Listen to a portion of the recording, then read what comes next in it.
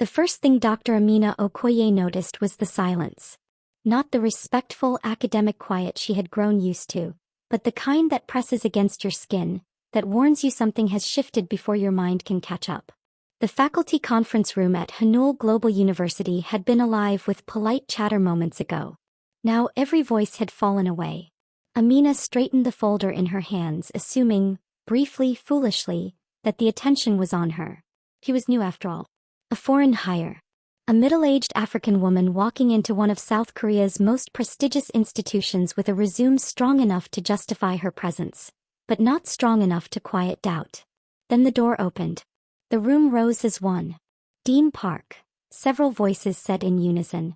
Amina remained seated for half a second too long. She looked up and the world tilted. Park Jun-suk had aged the way mountains do, subtly, powerfully, with a quiet inevitability. The sharp angles of his face had softened just enough to suggest experience rather than weakness. Silver threaded through his black hair at the temples. His suit was perfectly cut, his posture immaculately controlled. In his eyes, her breath caught. Those eyes had once looked at her with wonder, with hunger, with a love so dangerous they had both pretended it could wait. He had been her first love.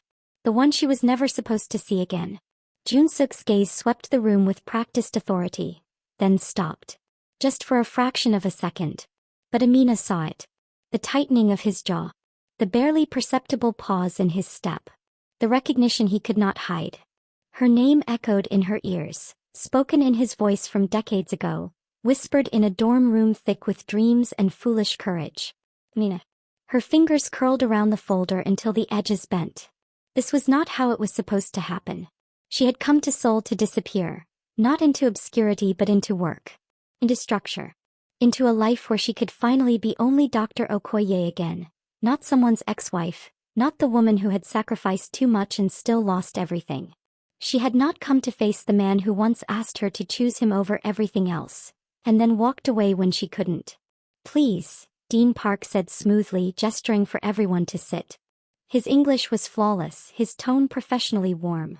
If not for the way his eyes flicked back to her, sharp, restrained, she might have believed she was invisible to him. He was not. The meeting began. Introductions. Formalities. Applause at the announcement of new appointments.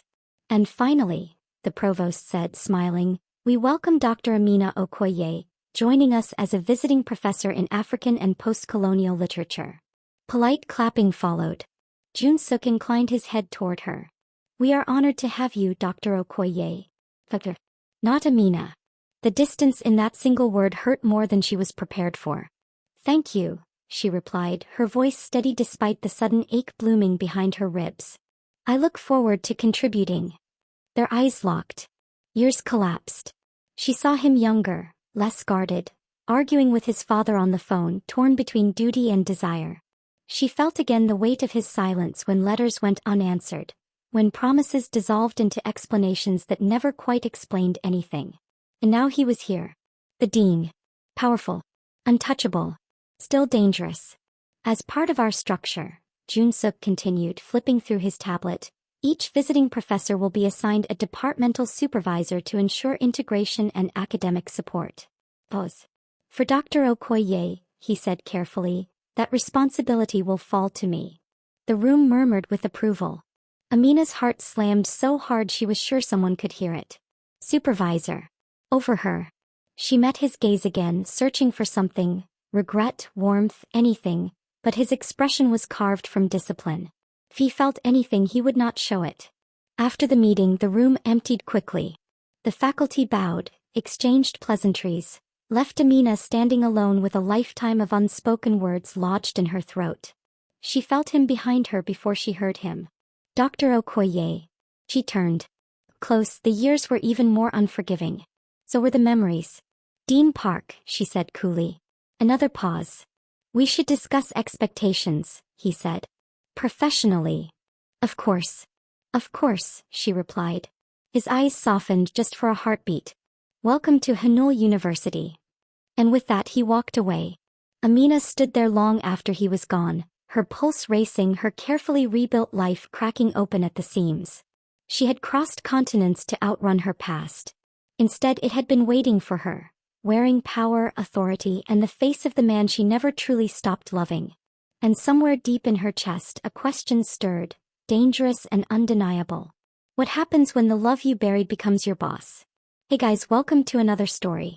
If you've enjoyed this story so far, please like and subscribe and turn on the notification bell so you won't miss the next video. And tell us in the comments section where you are listening from. Now let's get back to it. Amina learned quickly that silence could be a language. In the weeks following the faculty meeting, it spoke to her in corridors that grew quiet when she passed. In meetings where eyes lingered just a second too long. In emails copied to too many people, every word polished to the point of suspicion. Hanul Global University was beautiful in a way that felt intentional. Glass buildings reflecting the sky, manicured gardens that suggested order and control. It was the kind of place where reputations were curated as carefully as the landscape. And Amina was an anomaly. She felt it most during her first supervision meeting. Dean Park's office sat on the top floor, all sharp lines and restraint. Floor-to-ceiling windows overlooked Seoul, the city stretching endlessly, relentlessly, much like the ambition that had once driven him. "Please sit," he said, gesturing to the chair across from his desk. She did, smoothing her skirt, grounding herself in professionalism. He didn't offer tea. Didn't ask about her flight. Didn't ask how she was settling in. Good, she told herself. This is easier. "I've reviewed your proposed syllabus," he began, eyes on the screen in front of him. "Your focus on post-colonial memory and gendered narratives is ambitious." She raised an eyebrow.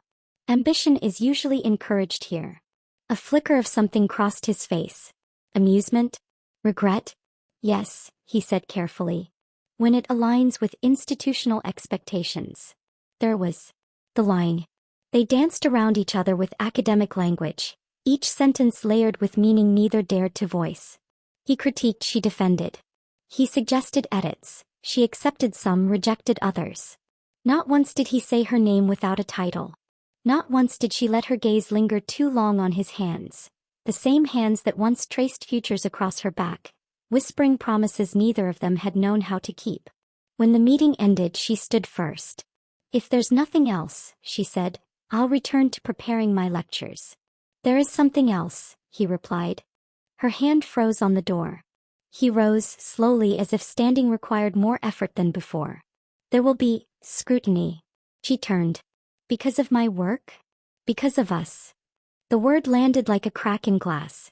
"We are not us," she said softly. He looked at her, then really looked.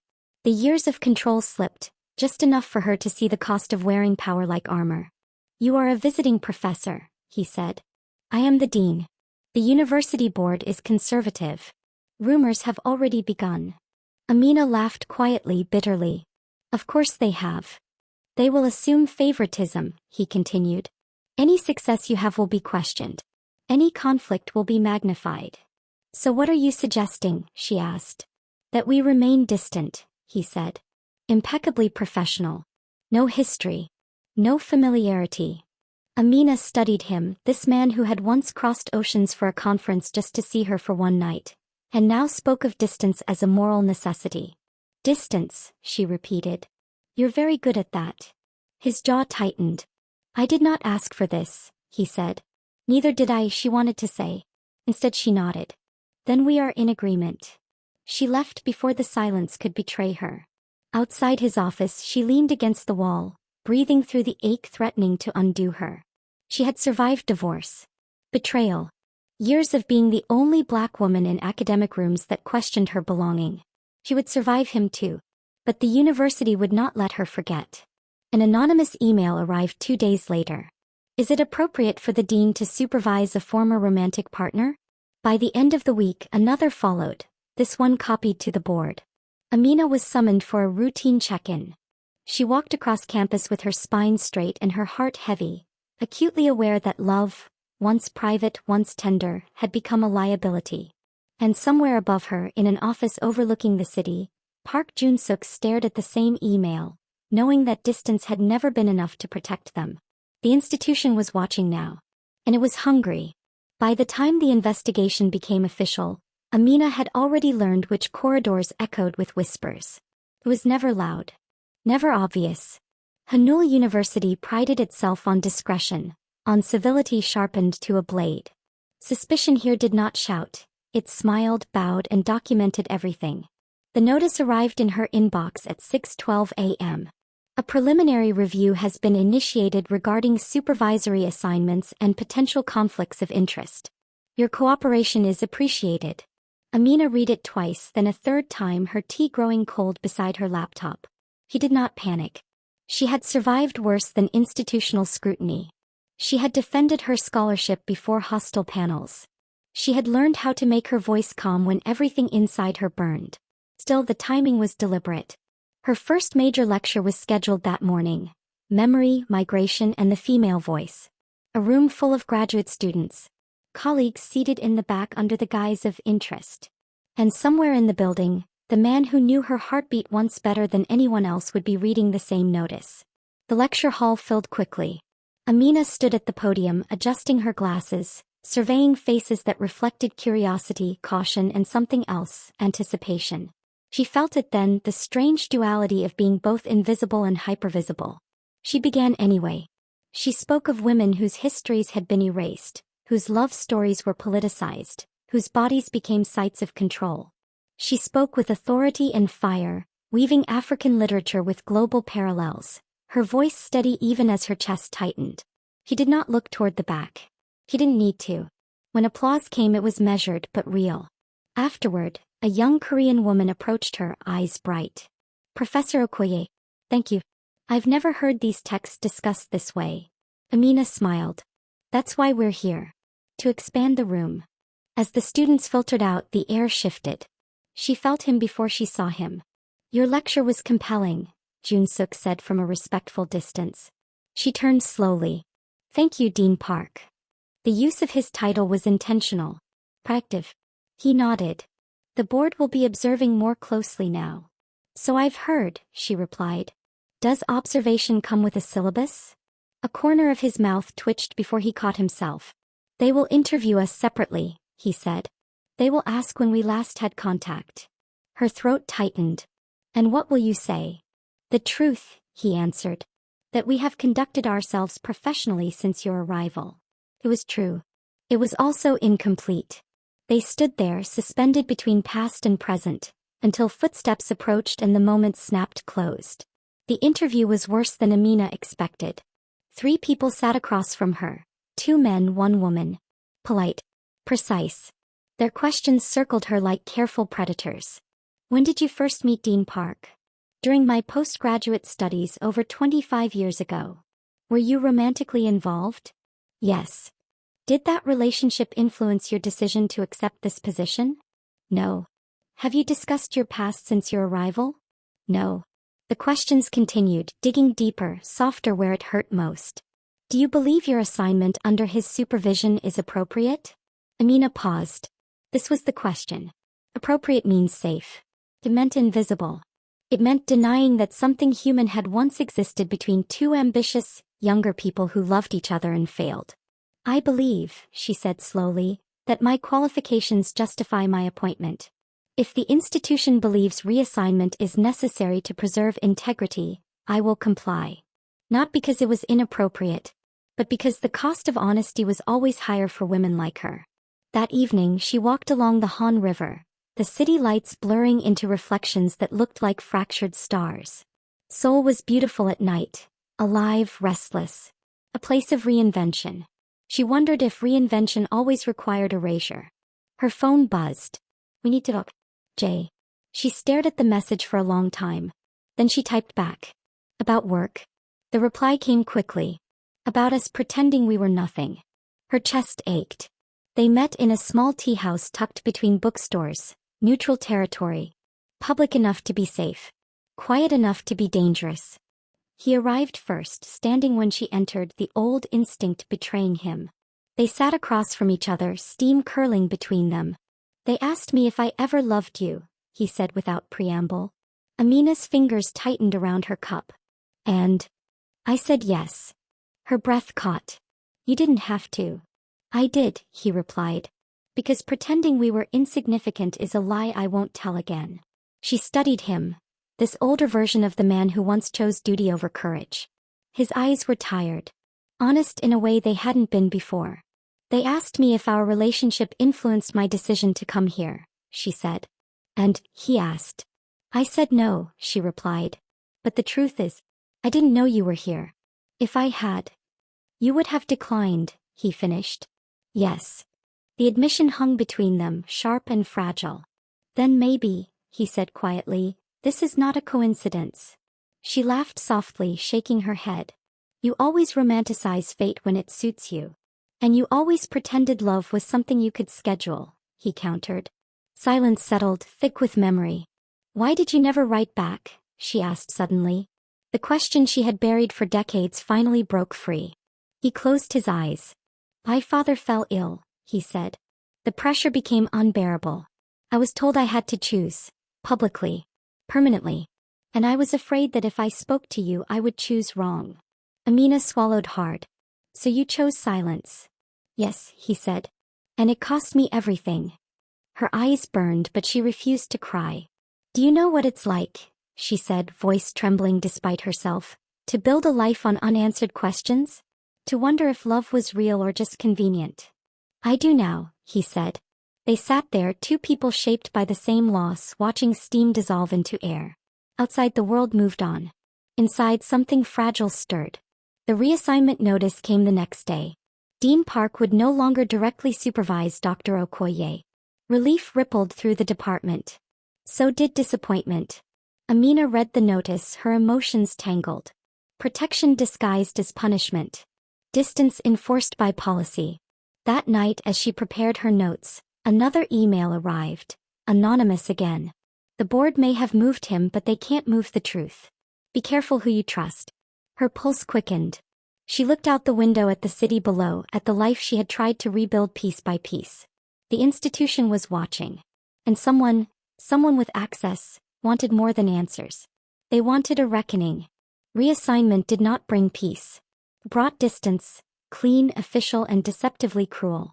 Dr. Amina Okoye was now supervised by Professor Choi Min-jae, a courteous man with no history and too much caution. Meetings were efficient. Feedback was neutral. Praise was carefully rationed as though excellence itself might be misinterpreted. The whispers did not stop. If anything, they sharpened. Amina felt them in the way conversations paused when she entered the faculty lounge. In the sudden politeness of colleagues who had once been warm. In the way her name appeared more frequently in emails for transparency. She had become a lesson. This is what happens when the personal threatens the institutional. She buried herself in work. Lectures grew more powerful. Students filled her office hours, hungry for conversations no one else seemed willing to host. She supervised theses, reviewed journals, gave everything she had to the work, because work had always been the one place that never abandoned her. Till now. The first formal complaint against her teaching arrived mid-semester. It was framed delicately. Concerns regarding ideological bias. Questions about appropriateness of certain materials. A suggestion that her content created emotional discomfort.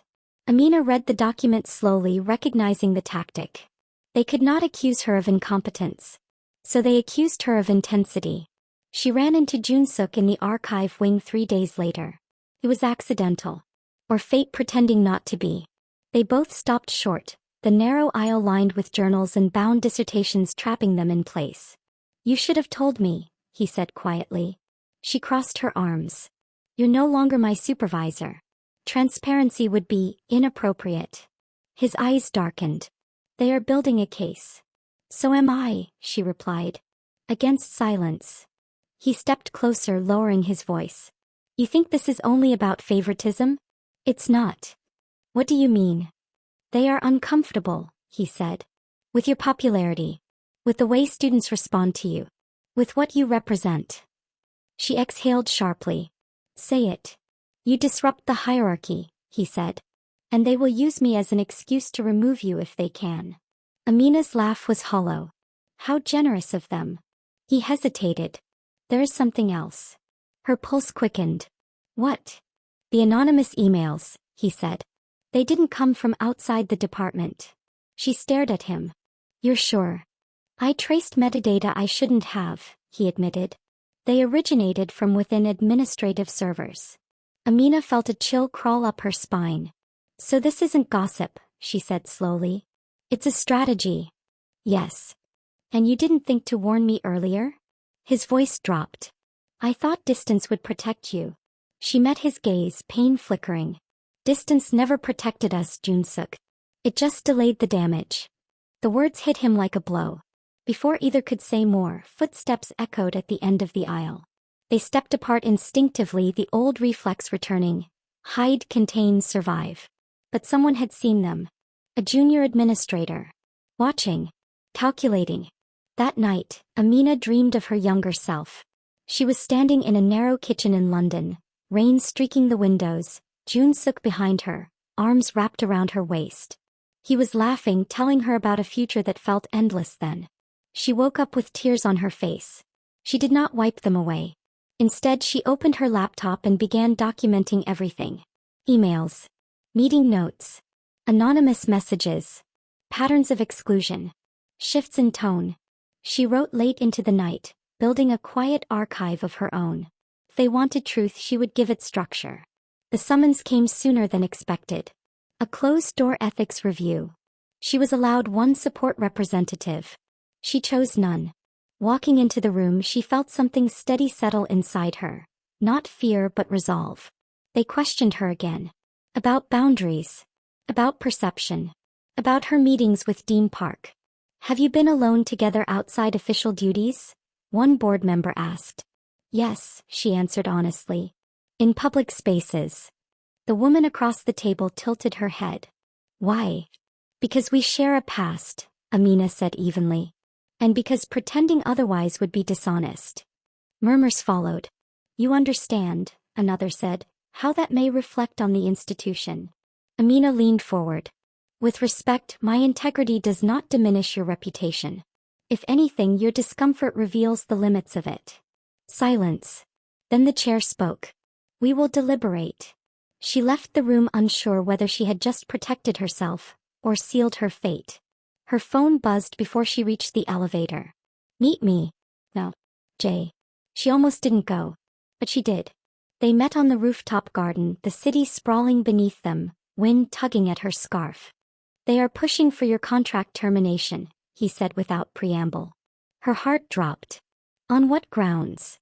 Disruption, he replied bitterly. Potential scandal. Risk. Amina laughed softly.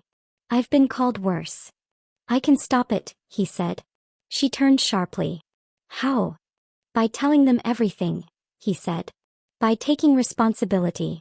By admitting that I requested your supervision because of our history. That's a lie, she said. They will believe it, he replied. And they will punish me, not you. Her chest tightened. You would sacrifice your position? I already sacrificed us once, he said quietly. I won't do it again. Amina searched his face, seeing the younger man beneath the titles, the ambition, the fear. You don't get to martyr yourself now, she said. Not after all this time. What do you want then? He asked. She hesitated. Then finally truth won. I want us to stop hiding, she said. And I want to decide my fate without being erased to make others comfortable. He nodded slowly. Then we do this together. The wind whipped around them, carrying the weight of that decision into the night. Neither of them noticed the camera mounted above the exit door. Recording. Watching. Remembering. And somewhere deep within the institution's walls, a final file was being prepared. One that would force both of them to choose not just love or career, but survival. The story broke on a Tuesday. It did not explode, it leaked. A quiet post on an academic forum. A thread titled with careful neutrality. Ethics, Power and Past Relationships in Korean Higher Education. No names at first. But names were never necessary. By noon, Amina's inbox was flooded. Some messages were supportive. Former students, scholars from abroad, women who recognized the pattern immediately. Others were sharp, thinly veiled in concern. This is unfortunate. Perhaps discretion would have served you better. You must understand the cultural context. Context has always been the word used to excuse harm. By evening, the university issued a statement. An internal review is ongoing. All parties are advised to refrain from public commentary. Too late. Screenshots circulated. Old conference photos resurfaced. Amina and Jun-suk standing a little too close in a frame from 25 years ago. A grainy image of two young scholars laughing over coffee was now labeled evidence. Amina stared at her phone, the past weaponized in real time. "They're rewriting history," she said quietly. Jun-suk sat across from her in her apartment, jacket discarded, tie loosened, no longer the dean, just a man stripped of armor. They always do. For the first time since her arrival in Seoul, there was nowhere left to hide. The emergency board meeting was called the next morning. This time it wasn't just about policy. It was about reputation. The chair's voice was measured but cold. "The issue is no longer internal conduct. It is public perception." Amina leaned forward. "Then let me speak publicly." The room stiffened. "You want to give interviews?" one member asked sharply. "I want to tell the truth," she replied. "Fully. Without edits." Jun-suk turned to her. "They will crucify you." "They already are," she said. "At least this way I won't be silent." The board exchanged glances.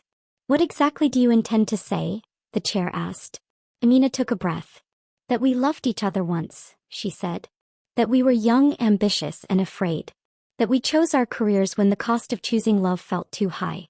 And that decades later, our past does not negate our professionalism or our humanity." Pause. "And what of institutional responsibility?" the chair pressed. Jun-suk stood. "I will take it," he said. "All of it." Amina turned sharply. "No." He met her gaze. "This institution listens to me in ways it will never listen to you. Let me use that." He stood too. "I have spent my life watching men decide when my voice mattered. I will not let it happen again, even by you." The room went silent. For the first time the board was not facing a scandal. They were facing defiance. The press conference was scheduled anyway. But not on the university's terms. Amina called an old colleague in London. Jun-suk reached out to an international education journal. If the story was going to be told, it would not be reduced to whispers and leaks. They stood side by side on the stage, not touching, not hiding. When the first question came, "Did your relationship influence your appointment?" Amina answered. "No," she said clearly. "But the fear of that question has influenced everything since."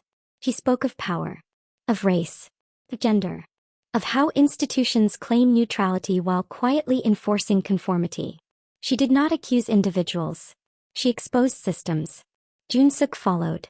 "I failed her once," he said, voice steady. "By choosing silence over courage. I will not fail her again by pretending this scrutiny is about ethics rather than control." The room buzzed. That night, headlines spread far beyond Seoul. Some called it brave. Others called it reckless. The university announced a temporary suspension of both parties pending further review. Amina packed her office slowly, deliberately. "I may not return," she said softly. Jun-suk watched her, pain etched deep. "Neither may I." She turned to him, then really looked. "Do you regret it?" she asked. He shook his head. "I regret every year we lost to fear." Outside, the world debated their choices. Inside, they stood on the edge of something terrifying and honest. As Amina closed the door to her office, her phone vibrated again. One message. "If the investigation goes public, more will come out. Things you don't know. Choose carefully." No sender. Her heart pounded. She looked at Jun-suk, the man she had loved, lost, and found again at the worst possible time. "Someone is still pulling strings," she said. He nodded grimly. "And they're not done with us." The truth had finally surfaced. But it wasn't finished revealing its cost. Suspension felt like exile. Amina woke each morning with nowhere to go, her calendar suddenly empty, her purpose placed on hold by a committee that spoke in weeks and deliberations.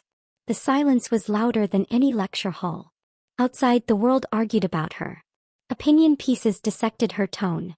Comment sections debated whether love was ever neutral when power was involved. Some praised her courage. Others questioned her judgment. Few spoke about her work. She sat at her kitchen table, rereading messages from students who wrote in quiet desperation. "You made me feel like I belonged. Please don't let them erase you. If you leave, who will speak for us?" Amina closed her eyes. This was always the cost. When one woman stood, she was asked to carry everyone with her. Jun-suk was faring no better. His suspension was framed as temporary administrative leave, but he knew the language well. He had spent decades mastering it. He walked through his apartment at night, touching the books on his shelves, the awards on the wall, proof of a life built on discipline and sacrifice. For the first time, none of it felt solid. He had finally chosen the truth. And the institution was reminding him what truth cost. They meet less often now. Not because they didn't want to, but because every meeting risked becoming evidence. Even coffee felt political. When they did meet, it was quiet. Heavy with everything they had not said yet. There's a vote coming, Jun-suk told her one evening as they sat on opposite ends of a park bench. They will likely reinstate one of us. Amina understood immediately. But not both. He nodded. They'll call it compromise, she said. Damage control. They will say your presence invites controversy, he continued. They will say my removal restores confidence. Amina laughed softly. They will protect the structure. He looked at her, eyes searching. If they offer you your position back without me, will you take it? The question landed like a match. She had imagined this moment in different forms all her life. The moment when love and survival stood on opposite sides of the room. I don't know, she said honestly. For once, I don't want to pretend I do. He exhaled slowly. I would understand if you did. That hurt more than the accusation ever could. The call came 3 days later. Not to her phone but to her lawyer. The terms were precise. Dr. Amina Okoye would be reinstated. Her contract would be extended. A formal statement would reaffirm the university's commitment to diversity and academic freedom. On one condition. She would publicly state that her relationship with Park Jun-suk had no bearing on her work, and that she supported the board's decision to permanently remove him from leadership for poor judgment. Amina sat very still as the words were relayed. And if I refuse? She asked. There was a pause. Then your contract will quietly expire, the lawyer said. And the narrative will not be kind. After the call ended, Amina didn't move. She stared at the wall, memories flooding in. Jun-suk at 25, promising her the world. Jun-suk at 45, standing beside her as she spoke truth into microphones. The young woman in her class, eyes shining. The countless doors she had pushed open only to be told to step back inside. Her phone buzzed. A message from Jun-suk. They offered me a chance to resign quietly. With dignity. She closed her eyes. What will you do? She typed. The reply came after a long pause. What I should have done years ago. Choose honesty even if it costs me everything. Her hands trembled. The choice was no longer abstract. It was personal. Brutal. Immediate. That night, Amina recorded a video. No university logo. No script. Just her sitting in her living room, voice steady, eyes clear. I have been offered my position back, she said. On the condition that I deny the humanity of a relationship that shaped my life. And the integrity of a man who stood beside me when it mattered most. She paused. I refuse. She spoke of love not as weakness but as context. Of institutions that demand silence as proof of professionalism. Of the lie that women must always choose either impact or intimacy. She ended simply. I did nothing wrong by loving. And I will not apologize for telling the truth. She didn't send it to the university. She released it to the world. By morning it was everywhere. Praise. Fury. Support. Threats. The university issued a brief statement severing ties. Amina watched it all unfold with an odd calm. She had chosen. But choice did not mean safety. As night fell, she received one final message. This one different from the rest. You think you know the whole story. You don't. If part 2 comes out, neither of you walks away clean. Attached was a file. Unopened. Her pulse roared in her ears.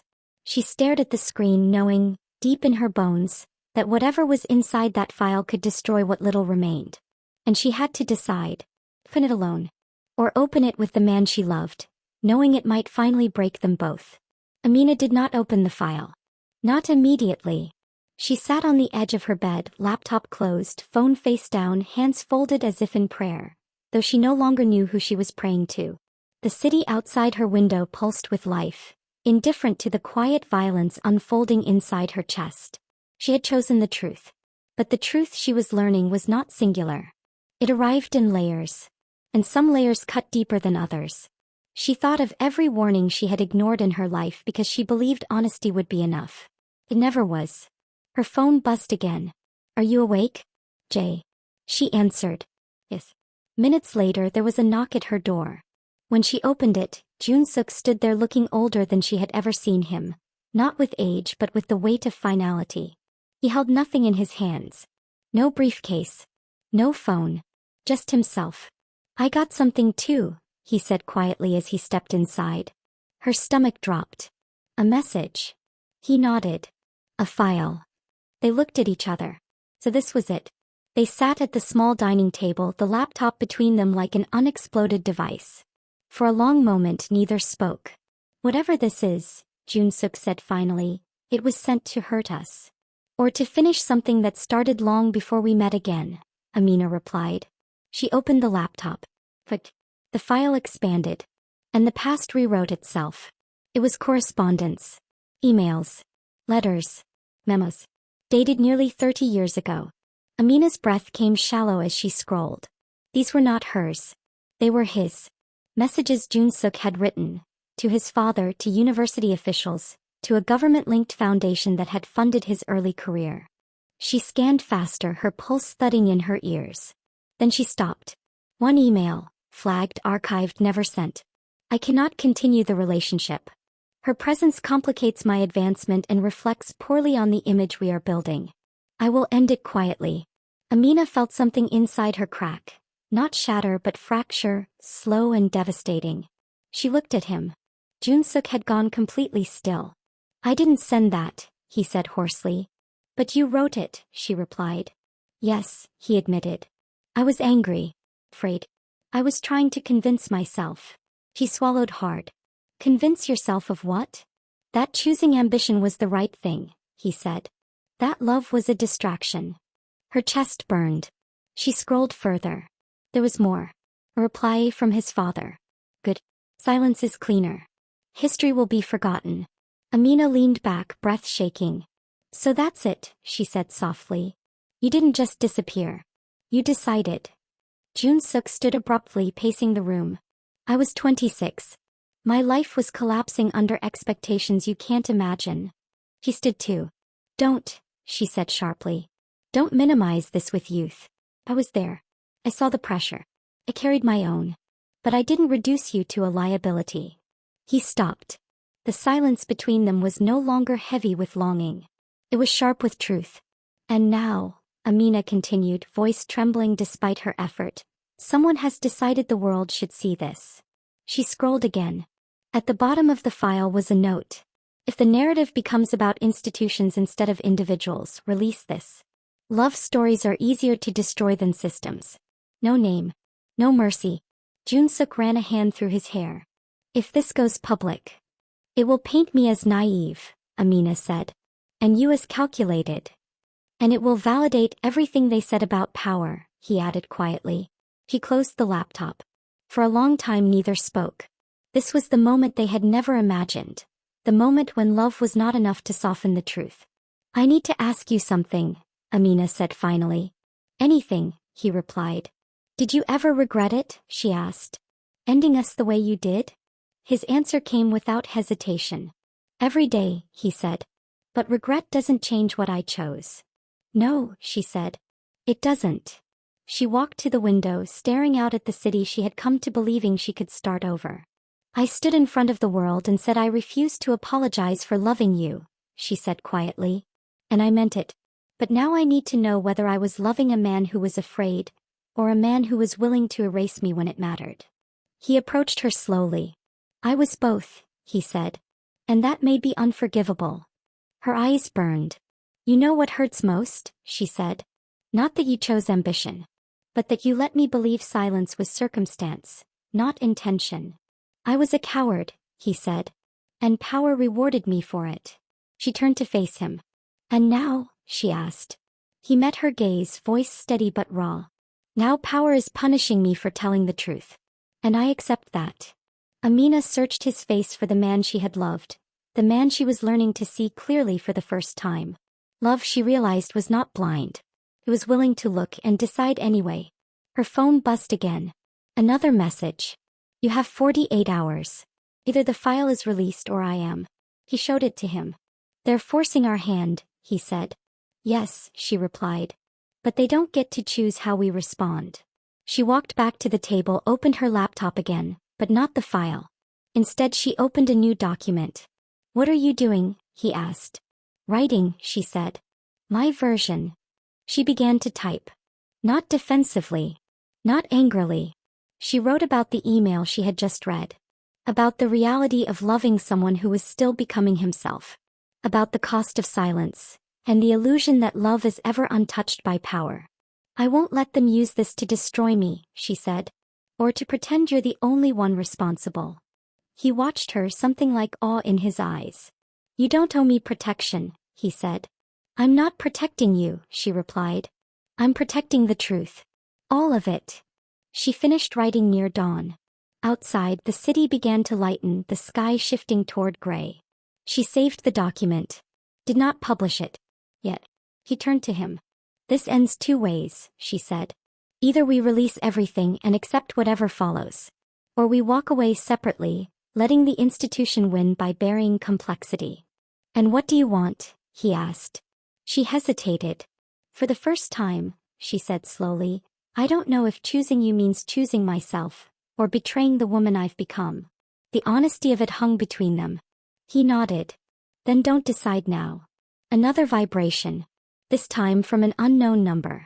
There's a second file. One you haven't seen. If this goes public, it won't just end careers. It will expose how deep this really goes. Amina stared at the message, heart pounding. A second file, she whispered. Jun-suk's face hardened. About what? She shook her head. They didn't say. She looked at him. The man who had broken her once stood beside her later, and now represented both her deepest wound and her greatest reckoning. The sun rose fully over Seoul. And with it came a truth neither of them could escape. This was no longer just their story. It was about an institution afraid of exposure. About secrets layered beneath love. And about how much truth the world could survive when it finally came out. Amina reached for the laptop. Her finger hovered over the trackpad. What happens, she said softly, if part 2 destroys everything we think we've protected? Jun-suk met her gaze. Then we find out, he said, who we are without the ruins. She clicked. And the screen went dark. Thank you so much for listening. If this story moved you, I know I've said this before, but please like and subscribe and turn on the notification bell so you don't miss what comes next. And tell us in the comment section, what would you have done differently if you were in Amina's shoes?